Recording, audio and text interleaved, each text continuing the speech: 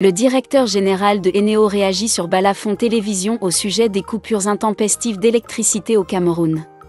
Dans un entretien sur Balafon Télévision de Cyril Bojiko, le directeur général de l'entreprise de distribution de l'électricité se livre et donne l'une des raisons fondamentales pour lesquelles les Camerounais ont du mal à jouir de l'abondance d'électricité issue des multiples barrages hydroélectriques construits dans le cadre des grandes réalisations du président Biya. Avant d'aller plus loin, nous vous invitons à mettre une pause à cette vidéo, à cliquer sur le pouce bleu, vous abonner et activer la cloche de notification pour ne rien rater de nos prochaines vidéos. Le DG de Eneo lit les difficultés que connaît son entreprise au non-paiement de la dette publique. Écoutez plutôt. Eneo est une entreprise qui, d'un point de vue, de l'activité commerciale, est bénéficiaire. C'est-à-dire que les résultats d'Eneo sont positifs. Le problème, c'est la trésorerie d'Eneo. C'est-à-dire que, et donc ça c'est central, et vous disiez, est-ce que les dettes d'Eneo empêchent Eneo de pouvoir exercer ses missions correctement? La réponse est oui.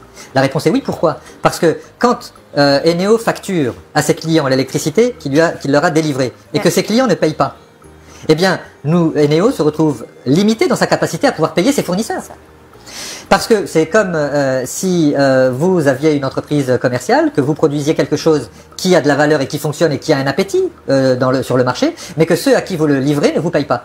Vous allez à un moment donné vous adresser à votre banque en disant « Attendez, on va me payer, mais j'ai besoin que vous m'aidiez pour continuer à me développer. » Oui, mais à un moment donné, les banques vont dire « Où est-ce qu'on en est ?»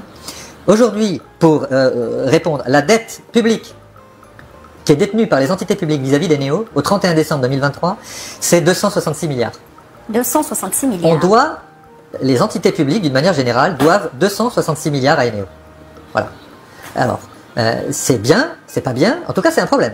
Parce que quand Eneo n'a pas 266 milliards, Eneo est obligé, malgré tout, de continuer à payer ses fournisseurs, de continuer à payer, et elle le fait mal.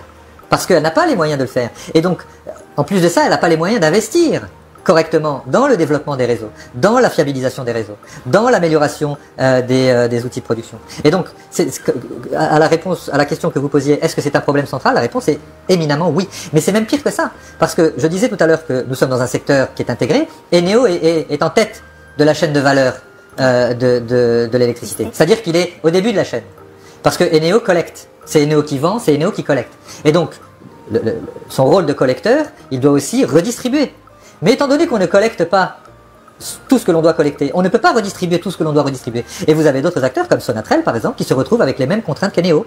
Eneo qui est un de ses clients ne la paye pas et donc elle-même ne peut pas faire face à un certain nombre de ses engagements. Et c'est vrai pour d'autres fournisseurs. Et ça pose des problèmes. Et donc il est urgent de retrouver, parce que le secteur de l'électricité aujourd'hui vit un équilibre fragile, notamment par rapport à cette crise financière qui affecte l'ensemble des acteurs du secteur et in fine qui affecte la qualité de service.